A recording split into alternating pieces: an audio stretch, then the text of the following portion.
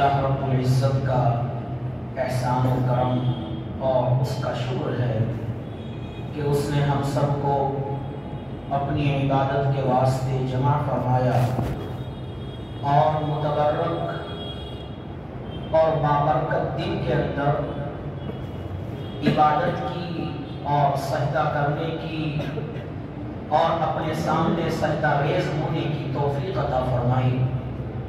یہ مبارک دن بارہا مرتبہ اس کے سلسلے میں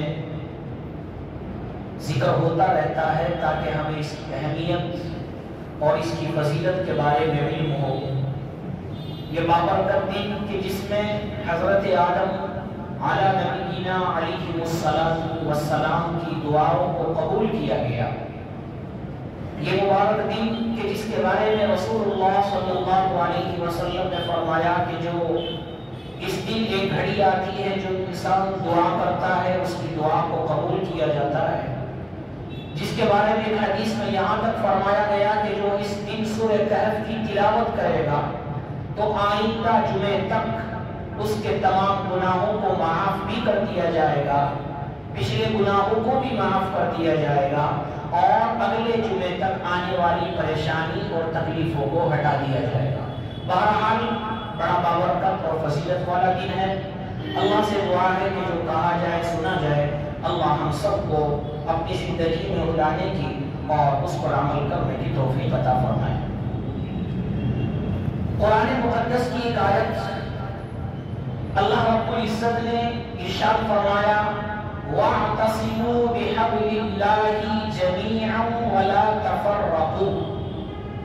کیا فرمایا کہ اے لوگوں، اے مسلمانوں، اے مومنوں، اللہ کی رسی کو مضبوطی سے پکڑ لو، اللہ کی رسی کو مضبوطی سے تھام لو، یعنی اللہ کے جو احکام ہے، قرآن ہے، احادیث ہیں، ان کو مضبوطی سے پکڑ لو، تھام لو۔ اور آگے اللہ رب العزت فرما رہے ہیں وَلَا تَفَرَّقُوا، اور فرقہ بازیت کے اندر نہ بٹو، آپس میں لڑائی اور جھگڑے نہ کرو، آپس میں فساد نہ کرو، آپس میں ایک دوسرے کو گالی مت دو، آپس میں ایک دوسرے سے لڑائی جھگڑے کی نوبت نہ آنے دو۔ یہ کون فرما رہا ہے؟ یہ خود اللہ رب العزت قرآن مقدس میں ارشاد فرمایا وَلَا تَفَرَّقُوا۔ یہ آیت اس لیے تلاوت کی گئی اور اس لیے ذکر کی گئی کہ آج کے اس پرفتن دور میں اور پرآشوب دور میں مسلمانوں کو نیست و نابود کرنے کی کوششیں ہو رہی ہیں، مسلمانوں کو ہٹانے کی اور بھگانے کی کوششیں ہو رہی ہیں، مسلمانوں کو نیست و نابود کرنے کی کوششیں ہو رہی ہیں، عالمی پیمانے پر مسلمانوں کے خلاف تباہ سازشیں ہو رہی ہیں، عالمی پیمانے پر مسلمانوں کے مقدس مقامات پر گہری نظر کی جا رہی ہے، چاہے وہ بابری مسجد ہو، چاہے وہ گیان واپی مسجدیں ہو، چاہے وہ متھرا کی جامع مسجد ہو، ایسے مقدس مقامات چاہے وہ بیت المقدس ہو، وہ مقدس مقامات جہاں سے مسلمانوں کو عزتیں ملتی ہیں، جہاں پر سجدہ کرنے سے مسلمان مکرم ہوتا ہے، جہاں پر سجدہ کرنے سے انسان اللہ کے نزدیک پسندیدہ بنتا ہے، ان کے خلاف اور ان کو اپنے ہاتھ میں اور ان کو اپنے ایریے میں اور ان پر جو ہے قبضہ کرنے کی کوششیں ہو رہی ہیں۔ مسلمان ہر طور پر پریشان حال ہے، ہر ملک، ہر خطہ، ہر گاؤں، ہر قریے میں مسلمانوں کے خلاف سازشیں ہو رہی ہیں، مسلمانوں کی بیٹیوں کی عصمت دری ہو رہی ہے، مسلمانوں کے بیٹوں کو نئے نئے چیزوں کے اندر پھنسا کر ان کے ایمانوں پر ڈاکہ ڈالا جا رہا ہے۔ کہنے کا مقصد یہ ہے مسلمان کسی بھی چیز میں آگے بڑھنے کی کوشش کرتا ہے تو اس کو روک دیا جاتا ہے، اقتصادی مسائل ہو، معاشی مسائل ہو، سیاسی مسائل ہو، سماجی مسئلے ہو، ہر طور پر ہر چیز میں مسلمان ایمان ہونے کے باوجود کمزور نظر آ رہا ہے اور جو لوگ غیر ہیں وہ قوی نظر آ رہے ہیں۔ اب ہمیں یہ غور کرنا ہے اور ہمیں یہ دیکھنا ہے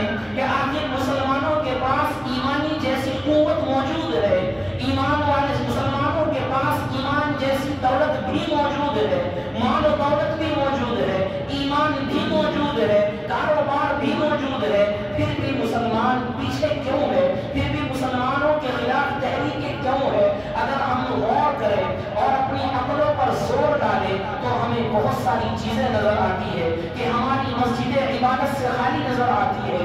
یہ بھی ایک سبب ہے ہم نے اللہ کو ناراض کیا ہوا ہے. یہ بھی ایک سبب ہے ہم نے اللہ کے رسول صلی اللہ علیہ وسلم کی سنتوں کے خلاف ہم نے چلنا شروع کر دیا ہے. ہم ان کی اطاعت اور فرما برداری نہیں کر رہے ہیں. یہ تمام چیزیں، یہ تمام وجوہات موجود ہیں، لیکن آپ غور کریں اور غور سے دیکھیں اور غور سے زور ڈالیں کہ سب سے تمام چیز اپنی جگہ ہے، لیکن اس کے علاوہ ایک اور چیز ہے جو ہم سے چھوٹ رہی ہے، وہ ہے آپس کا اتحاد، وہ ہے آپس کا اتفاق، وہ ہے آپس کی محبتیں، وہ ہے آپس کا میل جول، وہ ہے آپس کی رشتہ داری، وہ ہے آپس کی بھائی چارگی. آج کے اس دور میں ہم لوگوں کو فرقوں کے اندر بانٹ دیا گیا. ہم ایک دوسرے کی مسجدوں میں نماز پڑھنے کے تیار نہیں، ہم ایک دوسرے کے پیچھے نماز پڑھنے کو تیار نہیں. وہ اسلام جس نے حضرت اللہ کے رسول صلی اللہ علیہ وسلم نے جس کے بارے میں فرمایا المسلم اخو المسلم، کہ ایک مسلمان دوسرے مسلمان کا بھائی ہوتا ہے، مسلمان مسلمان ہوتا ہے. اگر وہ اللہ کی توحید کا اقرار کر رہا ہے، رسول کی رسالت کا اقرار کر رہا ہے، تمام عقائد اس کے صحیح ہے، تو مسلمان آپس میں بھائی بھائی ہے. یہ فرقہ بازیت کی آگ اور فرقہ بازیت کی انگاری اور چنگاری یہ بات کی ہے.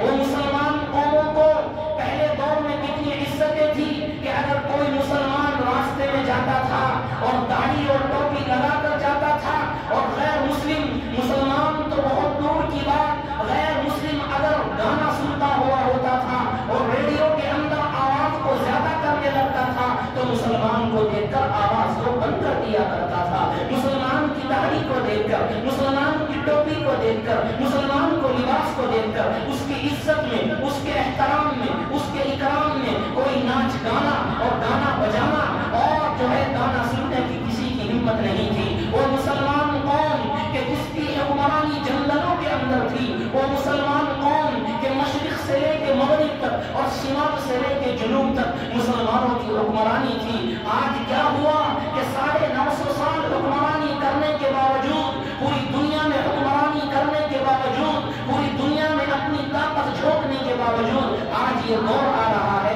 کہ مسلمانوں کو آج رہنا سہنا مشکل ہو رہا ہے. تو جہاں اس کی اور وجوہات ہے، اہم وجہ، ہم سب سے اہم وجہ یہی محسوس ہوتی ہے کہ ہمارے درمیان سے اتحاد ختم ہو گیا، محبتیں ختم ہو گئی اور ہم لوگ فرقوں کے اندر اور مذہبوں کے اندر بٹ گئے، ایک دوسرے کے جان کے دشمن بن گئے. اللہ کے رسول صلی اللہ علیہ وسلم جب دنیا کے اندر تشریف لائے اور دنیا کے اندر تشریف لانے کے بعد عرب کے اندر دیکھا کہ عربی لوگ اپنے کو بہت اونچا سمجھتے ہیں، اپنے کو سب سے اعلیٰ سمجھتے ہیں، دوسری قوموں کو عرب کے علاوہ کچھ نہیں سمجھتے، ذلیل اور حقیر سمجھتے ہیں. جو عربی ہوتا ہے اس پر فخر کرتے ہیں، جو عربی ہوتا ہے اس کو باعزت سمجھتے ہیں، جو عربی ہوتا ہے اس کو مکرم سمجھتے ہیں. ان کے اندر تعصب تھا، ان کے اندر عصبیت تھی. لیکن اللہ کے رسول صلی اللہ علیہ وسلم کے آنے کے بعد اللہ کے رسول صلی اللہ علیہ وسلم نے حکم دیا لا فضل لعربی علی عجبی. اے لوگوں سن لو، سن لو، سب مسلمان ایک دوسرے کے بھائی ہیں اور سب مسلمان ایک دوسرے سے ملے ہوئے ہیں. کسی کو کسی پر کوئی فضیلت نہیں ہے، عربی کو عجمی پر کوئی فضیلت نہیں ہے اور گورے کو کالے پر کوئی فضیلت نہیں ہے.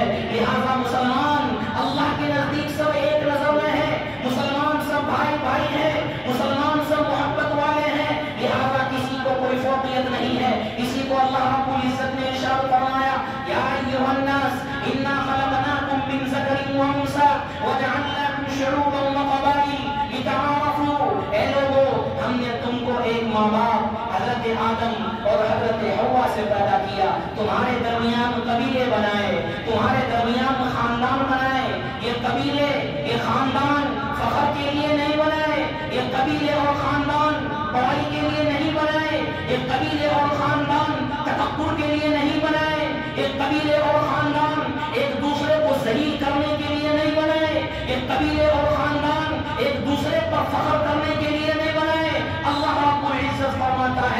کیا فرماتا ہے وَجَعَلْنَاكُمْ شُعُوبًا وَقَبَائِلَ لِتَعَارَفُوا، یہ قبیلے، یہ خاندان، یہ جماعتیں، یہ نام اس لیے ہم نے بنائے تاکہ تم ایک دوسرے کو پہچان سکو، ایک دوسرے کا تعارف کر سکو، تمہیں پتا چل سکے کون ہندوستان کا رہنے والا ہے، تمہیں پتا چل سکے کہ اس کا نام کیا ہے، دوسرے کا نام کیا ہے، یہ کہاں کا رہنے والا ہے، تاکہ ایک دوسرے کا تعارف ہو جائے، ایک دوسرے کی پہچان ہو جائے۔ اور آگے اللہ رب العزت فرماتے ہیں ان اکرمکم عند اللہ اتقاکم، تم میں سے سب سے زیادہ معزز اللہ کے نزدیک خاندان کی بنیاد پر نہیں ہوگا، قبیلے کی بنیاد پر نہیں ہوگا، نسبت کی بنیاد پر نہیں ہوگا، خاندان کی بنیاد پر نہیں ہوگا، اللہ کے نزدیک پسندیدہ اور محبوب بننا ہے۔ اکرمکم عند اللہ اتقاکم، اللہ کے نزدیک جو تم میں سے متقی ہے، پرہیزگار ہے، تقوی والا ہے، وہ اللہ کے نزدیک پسندیدہ ہے، قبیلہ اور خاندان کی بنیاد پر نہیں ہے۔ یہ آیت ہمیں بتاتی ہے کہ مسلمانوں میں آپس میں بٹنا نہیں چاہیے، مسلمانوں میں اتحاد ہونا چاہیے، مسلمانوں میں اتفاق ہونا چاہیے۔ اتحاد زندگی ہے، اتحاد زندگی ہے، اور اختلاف موت ہے۔ اختلاف جس قوم کے اندر آیا، انتشار جس قوم کے اندر آیا، وہ قوم کبھی عروج پر نہیں جا سکتی، اس قوم پر زوال ہی زوال آتا ہے۔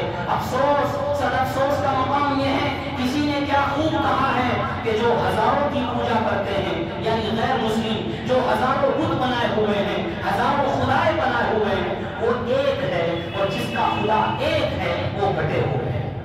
ہم بٹے ہوئے ہیں، ہمارا خدا ایک ہے، ان کے خدا ہزار ہیں، وہ پھر بھی ایک ہے۔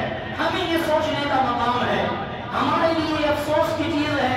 اور یہ نماز ہے، نماز میں جب کھڑے ہوتے ہیں یہ بھی اتحاد کا درس دیتی ہے، محبت کا درس دیتی ہے، اتفاق کا درس دیتی ہے، اس لیے کہ جو پہلے آ گیا، جس کو جہاں جگہ مل گئی اس کے لیے حکم ہے۔ یہاں پر کوئی امیر ہے اس کو یہ حکم نہیں کہ وہ آگے جائے گا، اور غریب ہے تو پیچھے جائے گا، کوئی حاکم ہے تو آگے آئے گا، محکوم ہے تو پیچھے جائے گا، ایسا نہیں ہے۔ جو آ گیا اس کو ہی، جو آ گیا جس کو جہاں جگہ مل گئی اس کے لیے حکم ہے کہ وہی کھڑا ہو کر نماز پڑھے۔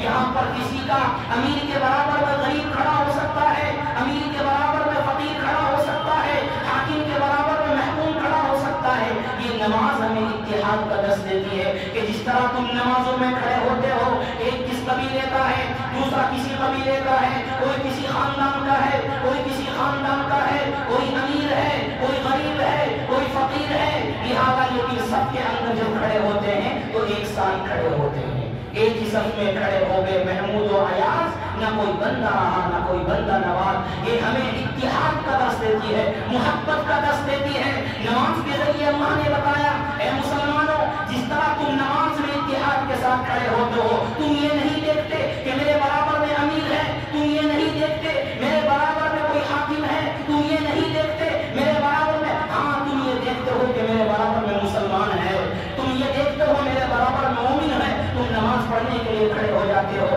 جب نماز میں تم مسلمان دیکھتے ہو تو باہر جانے کے بعد تمہارے اندر سے یہ چیز ختم کیوں ہو جاتی ہے؟ یہ اجتماعات، یہ حج کے اندر لاکھوں کا مجمع، یہ تمام چیزیں ہمیں جو ہے اتحاد کا درس دیتی ہے۔ ہمیں حج کے موقع پر، اجتماعات کے موقع پر، نمازوں کے موقع پر اتحاد دیکھنے کو ملتا ہے، لیکن وہی قوم جب یہاں سے چلی جاتی ہے تو اتحاد ختم ہو جاتا ہے، ایک دوسرے کو لڑائی اور جھگڑے کے اوپر بھی چلے جاتے ہیں۔ اللہ کے رسول صلی اللہ علیہ وسلم نے جب مکہ کو فتح کیا اور عالی شان کے ساتھ، قوت کے ساتھ داخل ہوئے، حضرت ابو بکر بھی موجود، حضرت عمر بھی موجود، حضرت عثمان، حضرت علی سب موجود، کبار صحابہ، بڑے بڑے صحابہ موجود، لیکن اذان دینے کے لیے ابو بکر کو حکم نہیں ہے، اذان دینے کے لیے عمر کو حکم نہیں ہے، اذان دینے کے لیے عثمان اور علی کو حکم نہیں ہے، بڑے بڑے صحابہ کو حکم نہیں ہے، ابو ہریرہ، حضرت عباس، عبداللہ ابن عباس رضی اللہ عنہ، ان کو حکم نہیں ہے۔ تمام صحابہ موجود، بڑے بڑے صحابہ موجود، خلیفہ موجود، لیکن اللہ کے رسول صلی اللہ علیہ وسلم اذان کے لیے کس کو حکم کرتے ہیں؟ حضرت بلال۔ کون حضرت بلال؟ جو رہنے والے بھی عرب کے نہیں تھے، جو حبشہ سے آئے ہوئے تھے، حبشہ سے آئے ہوئے تھے، جن کا رنگ بھی کالا تھا، جو رنگ کے اعتبار سے بھی کالے تھے، جو ایک غلام تھے، حضرت ابو بکر نے ان کو خریدا تھا۔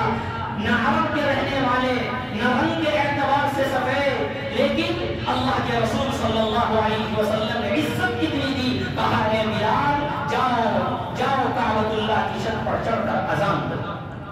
دیکھنے والے حیران ہیں، بڑے بڑے خاندان والے موجود ہیں، غیر قریش کے لوگ جو اپنے آپ کو آنا سمجھتے تھے وہ اندر اندر پڑھنے لگ گئے اور اندر اندر تعصب کرنے لگ گئے، جب تک ان کو اسلام نہیں لائے تھے وہ، لیکن سوچنے لگ گئے کہ یہ تو عرب کا رہنے والا بھی نہیں ہے، اس کا رنگ بھی کالا ہے، سفید بھی نہیں ہے، اس کا خاندان کا معلوم نہیں ہے، یہ تو ایک غلام تھا، لیکن اس کو اتنی عزت سے نوازا گیا کہ اس پر کعبۃ اللہ پر چڑھ کر اس کو اذان دینے کا حکم آقا نامدار صلی اللہ علیہ وسلم نے دیا۔ یہ پیغام دینے کے لیے، یہ بتانے کے لیے، یہ حکم دینے کے لیے مسلمانوں کو کہ اے لوگوں میں آیا ہوں محبت بانٹنے کے لیے، میں آیا ہوں تمہارے درمیان اتحاد پیدا کرنے کے لیے۔ تمہیں یہ نہیں دیکھنا کہ یہ رہنے والا کہاں کا ہے، تمہیں یہ نہیں دیکھنا کہ اس کا رنگ کیسا ہے، تمہیں یہ نہیں دیکھنا کہ اس کا خاندان کون سا ہے، نہیں نہیں، المسلم اخو المسلم، مسلمان مسلمان کا بھائی ہے،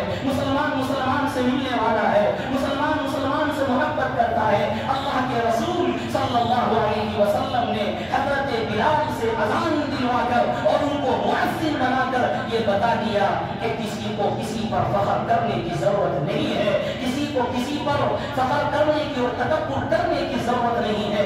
آقا نامدار صلی اللہ علیہ وسلم نے اس فرقے بازیت کو اور اس اختلاف کو ختم کر کر اتحاد کا پیغام دیا۔ یہ اتحاد کا پیغام اللہ کے رسول صلی اللہ علیہ وسلم نے ہمیں دیا۔ یہی نہیں، اسلام لانے سے پہلے اوس اور خزرج، آپ نے نام سنا ہوگا، دو قبیلے تھے، بڑے مشہور قبیلے، آپس میں ہمیشہ ان کی لڑائی رہا کرتی تھی، جنگ رہا کرتی تھی، لیکن اسلام لانے کے بعد اللہ کے رسول صلی اللہ علیہ وسلم نے حکم کیا لڑائی کو ختم کرو، جھگڑے کو ختم کرو، اب تم ایمان لے کر آئے ہو اور ایمان کے اندر سب بھائی بھائی ہے، لہذا تمہاری آپس میں یہ عصبیت اور تمہاری آپس میں یہ خاندان کی بڑائی اور یہ تکبرانہ چیز، اس کو ختم کرو، آپس میں بھائی بھائی بن جاؤ۔ وہ جو ایک دوسرے کی جان کے دشمن بنے ہوئے تھے، اسلام لانے کے بعد، ایمان لانے کے بعد اللہ کے رسول صلی اللہ علیہ وسلم کے حکم کے مطابق وہ آپس میں بھائی بھائی بن گئے، وہ آپس میں محبت والے بن گئے، ان کے درمیان محبت پیدا ہو گئی۔ یہی نہیں، جب اللہ کے رسول صلی اللہ علیہ وسلم مکہ سے ہجرت کر کے مدینہ گئے تو انصار اپنا نعرہ لگاتے تھے اور مہاجر اپنا نعرہ لگاتے تھے۔ مہاجر سوچتے تھے ہم آنا ہے، ہم نے ہجرت کی ہے، انصار سوچتے تھے ہم آنا ہے کہ ہم اللہ کے رسول صلی اللہ علیہ وسلم کے ساتھ مدد کرنے والے ہیں۔ اللہ کے رسول صلی اللہ علیہ وسلم نے ہجرت کرنے کے بعد دونوں کو بلا کر کہا اپنا نعرہ چھوڑ دو، مہاجر اور انصار کا نعرہ چھوڑ دو، یہ بدبودار، یہ خراب نعرہ ہے، یہ غلط نعرہ ہے، تمہارا نعرہ لا الہ الا اللہ ہے، تمہارا نعرہ محمد رسول اللہ ہے، تمہارا نعرہ لا الہ الا اللہ کے علاوہ کوئی نہیں ہے۔ تم چاہے مہاجر ہو، تم چاہے انصار ہو، اللہ کے نزدیک اپنا ان کا مقام ہے اپنی جگہ، لیکن جب تم دنیا کے اندر رہ رہے ہو تم آپس میں بھائی چارگی کے ساتھ رہو، محبت کے ساتھ رہو، پیغام اور محبت اور بھائی چارگی کے ساتھ رہو۔ آج ہم ایک دوسرے کے دشمن بنے ہوئے ہیں۔ آج اگر ہم کہیں جاتے ہیں اور دوسرے کی فرقے کی مسجد ہمیں نظر آ جاتی ہے، ہم جماعت کو چھوڑنے پر مجبور ہو جاتے ہیں، لیکن جماعت کے ساتھ نماز پڑھنے کو تیار نہیں ہوتے۔ کیا یہ اسلام ہے؟ اسلام ہمیں یہ سکھاتا ہے، علماء نے خود لکھا ہے کہ جو علماء نے خود لکھا ہے، اگر کوئی مسلمان مثلا دیوبندی ہے، ایک مثال کے طور پر سفر میں ہے، جماعت کا وقت ہو گیا، اس کو بریلویوں کی مسجد نظر آئی یا اہل حدیث کی مسجد نظر آئی، اس کے لیے حکم نہیں کہ وہ جماعت کو چھوڑ دے یہ سوچ کر کہ یہ تو بریلویوں کی مسجد ہے، یہ سوچ کر یہ تو اہل حدیث کی مسجد ہے، نہیں، اس کے لیے محبت کا پیغام یہ ہے کہ جہاں اس کو موقع مل رہا ہے وہاں جا کر نماز پڑھے۔ یہ ہے محبت۔ اور یہ آگ ہمارے درمیان کیوں آئی؟ یہ آج ممبروں پر بیٹھ کر جو چنگاری بڑھ رہی ہے، یہ ممبر رسول، یہ محبت کا ممبر ہے، یہ محبت رسول، لوگوں کو اچھا پیغام دینے کا، لوگوں کے درمیان اختلاف کو ختم کرنے کا ممبر ہے۔ جو ممبروں پر بیٹھ کر اختلاف کی بات کرتے ہیں اور انتشار کی بات کرتے ہیں اور لڑائی کی بات کرتے ہیں، یقیناً وہ ممبر رسول کی توہین کر رہے ہیں، اس لیے کہ آقا نامدار صلی اللہ علیہ وسلم نے تو لوگوں کو جوڑنے کا کام کیا ہے اور منبر پر بیٹھ کر اختلاف کر کر لوگوں کو توڑنے کا کام کر رہے ہیں. یہ منبر رسول کی توہین ہے. یہاں سے محبت کا پیغام دیا جاتا ہے, یہاں سے لوگوں کو جوڑنے کا پیغام دیا جاتا ہے, اختلاف کا پیغام نہیں دیا جاتا. اللہ کے رسول صلی اللہ علیہ وسلم نے ایک حدیث میں ارشاد فرمایا, المؤمن للمؤمن کالبنیان, ایک مومن دوسرے مومن کے لیے عمارت کی طرح ہے. عمارت کا مطلب جیسے ایک اینٹ ہوتی ہے, ایک اینٹ دوسرے اینٹ سے ملتی ہے, دونوں میں میل جول ہوتا ہے. اگر بیچ میں سے ایک اینٹ کو, بیچ میں سے ایک پتھر کو یا دو پتھروں کو ہٹا دیا جائے تو پوری دیوار کمزور ہو جاتی ہے اور گر جاتی ہے. یہی مسئلہ مسلمانوں کا ہے کہ اگر مسلمان ایک دوسرے سے ملے ہوئے رہیں گے, چاہے وہ کسی بھی فرقے والے ہیں, فرقہ تمہیں مبارک ہو, جو ہے وہ اپنے مسلک پر جمع رہے, لیکن دوسرے کو گالی دینے کا کون سا اسلام ہمیں سکھاتا ہے؟ ہم دیوبندی ہے تو ہمیں اہل حدیث کو گالی دیں, یہ کون سا اسلام ہے؟ اگر اہل حدیث سے دیوبندی کو گالی دیں, یہ کون سا اسلام ہے؟ اسلام اس بات کا درس نہیں دیتا, اسلام محبت کا پیغام دیتا ہے. آپ کو اپنا مذہب, آپ کو اپنا فرقہ, آپ کو اپنی جماعت مبارک ہو, لیکن دوسرے کے بارے میں اپنی زبان دراز مت کرو, منبروں پر بیٹھ کر اختلاف کی بات مت کرو. یہاں پر یہ محبت کا پیغام ہے, محبت کا درس دیا جاتا ہے. یہاں سے جو اختلاف کی بات کرنے والے ہیں وہ توہین رسول اور توہین منبر کرتے ہیں. لہٰذا حکم نہیں, یہاں سے محبت کا پیغام دیا جاتا ہے. اور افسوس, سب افسوس کی بات یہ کہ اختلاف اور انتشار اتنا بڑھ گیا, اختلاف کی بات یہاں تک آ گئی, ہم ایک دوسرے سے لڑائی کرنے کو تیار ہے. پھر میں وہی بات پر آتا ہوں, اپنے گھروں میں ہماری بچی اور بچیاں ایمان سے ہاتھ دھو رہی ہیں, ہم فرقوں کے اندر بیٹھے ہوئے ہیں, ہمیں ان کے ایمان کی فکر نہیں. ہماری بیٹیاں ایمان سے ہاتھ دھو رہی ہیں, ہماری بچیاں ایمان سے ہاتھ دھو رہی ہیں, ہم فرقوں کے اندر بیٹھے ہوئے ہیں. اللہ کل کو یہ سوال نہیں کرے گا کہ تم کون سے مسلک کے تھے, تم اہل حدیث تھے, دیوبندی تھے یا بریلوی تھے, تم یہ سوال نہیں کرے گا. لیکن اگر ہمارے درمیان سے ہماری بچی اور بیٹیاں ایمان سے ہاتھ دھو گئی, اگر ہم نے نمازیں نہیں پڑھی, کل کو اللہ اس کا سوال ضرور کرے گا. آج ہمارے درمیان ابھی یہ بات اس لیے ذکر کرنی ہے, پچھلے ہفتے کی بات ہے, ایک لڑکی جس نے دنیاوی تعلیم کو حاصل کی ہی لیکن دینی تعلیم بھی حاصل کی ہے. میں جگہ کا نام ذکر نہیں کروں گا. افسوس اور افسوس کی بات یہ ہے, اب تک تو ہم سن رہے تھے کہ دنیاوی تعلیم حاصل کرنے والی کا ایسا ہو جاتا ہے, لیکن اخروی تعلیم حاصل کرنے والی ابھی 10 دن پہلے ایک لڑکی غیر مسلم کے ساتھ بھاگ کر شادی کر رہی. کہاں چلی گئی ہماری ایمانی قوت؟ ہم تو فرقوں کے اندر بیٹھے ہوئے ہیں, ہم تو فرقوں کے اندر بیٹھے ہوئے ہیں, ہمیں تو ایک دوسرے سے لڑنے سے فرصت نہیں ہے, اور ہماری بچیاں دوسرے کے ساتھ جا رہی ہیں. کتنے واقعات ہمارے سامنے ایسے ہو جاتے ہیں, کیا ہمیں ان کے ایمان کی فکر نہیں ہے؟ گھر میں رہنے والی ماں جس کو اپنی بیٹی کا ہر کچھ پتا رہتا ہے, اس کی نقل, اس کی حرکت, کہاں جا رہی ہے, کیسے جا رہی ہے, کیا کر رہی ہے, موبائل میں کس سے باتیں کر رہی ہے, سب سے زیادہ والد سے زیادہ ماں کو پتا ہوتا ہے. والد تو پورے دن باہر رہتا ہے, کام کے اندر رہتا ہے. کیا ہماری والدہ کو, ہماری ماں کو فکر نہیں ہے؟ ضرورت ہے ہمیں, بجائے اس کے کہ ہم فرقہ بازیت میں لڑائی جھگڑے کریں, بجائے اس کے کہ ہم فرقہ بازیت میں رہ کر لڑائی جھگڑے کے اندر مبتلا ہو, ہمیں اپنے گھروں کی فکر کرنی چاہیے, ہمیں اپنے اعمال کی فکر کرنی چاہیے, ہمیں اپنے بچوں کی فکر کرنی چاہیے, ہمیں اپنے ایمان کی فکر کرنی چاہیے. باپ کی مسجد ہم سے چھین گئی, ہمیں کوئی افسوس کرنے کی ضرورت ہے. وہ باپ کی مسجد ہمارا دل کا سکون, وہ باپ کی مسجد ہمارا دل کا ٹکڑا, باپ کی مسجد ہم سے چھین گئی. ہم فرقوں کے اندر بٹ رہے ہیں, فرقوں کے اندر لڑ رہے ہیں, دوسری مسجدوں کے اوپر قبضہ کرنے کی کوششیں کی جا رہی ہے. مدھورا کی جامع مسجد ہے, گیان واپی مسجد ہے, اور نہ جانے کتنی مسجدیں ہیں جن کو ڈھانے کی, بلڈوزر چلانے کی کوشش کی جا رہی ہے. وہ باپ کی مسجد جس میں 400 سال تک حی علی الصلاۃ اور حی علی الفلاح کی آوازیں گونجتی تھی, آج وہاں پر اللہ کے نام کے علاوہ وہاں پر بھجن لگ رہا ہے. آئے ہائے, اس سے بڑا افسوس ہمارے لیے کیا ہوگا.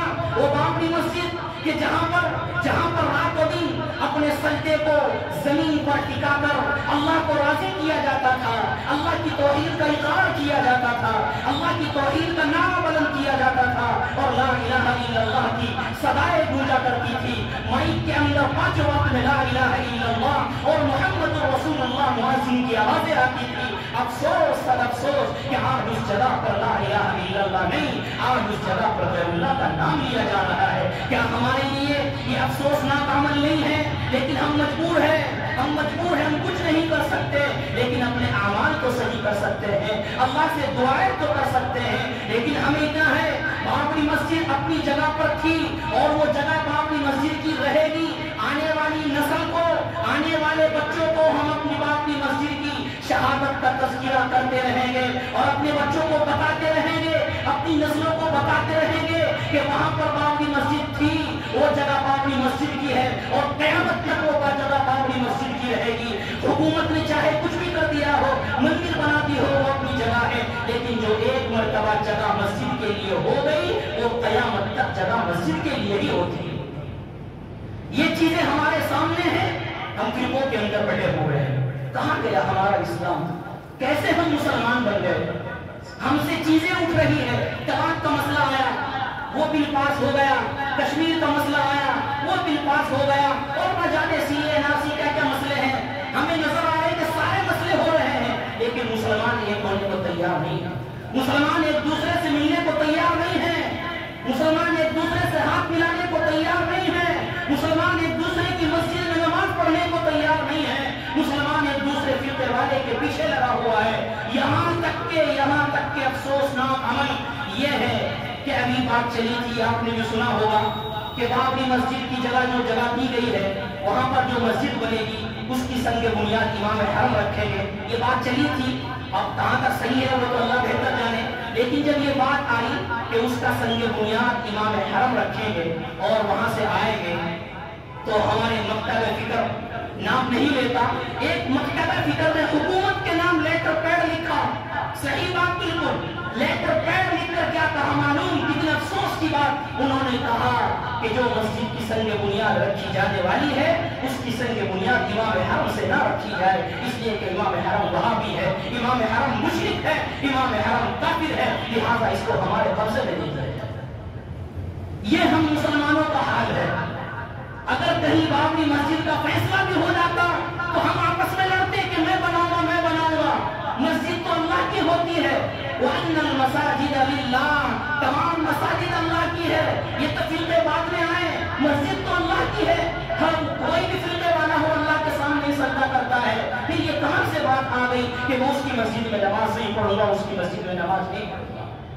یہ کیسے مسلمان؟ ہم سوچنے کا مقام ہے، ہمیں سوچنے کا مقام ہے، اور اپنے اندر، دلوں کے اندر، اپنے ذہنوں کے اندر یہ بات بٹھانے کی ہے کہ یہ وقت ہے آپس میں محبت کا، یہ وقت ہے آپس میں ایک ہونے کا، یہ وقت ہے آپس میں اتحاد کا، یہ وقت ہے آپس میں ایک ہو کر رہنے کا، یہ وقت ہے آپس میں ایک دوسرے سے ملنے کا، یہ وقت ہے آپس میں ایک دوسرے سے محبت قائم کرنے کا۔ یہ اختلاف کا وقت نہیں ہے، یہ انتشار کا وقت نہیں ہے۔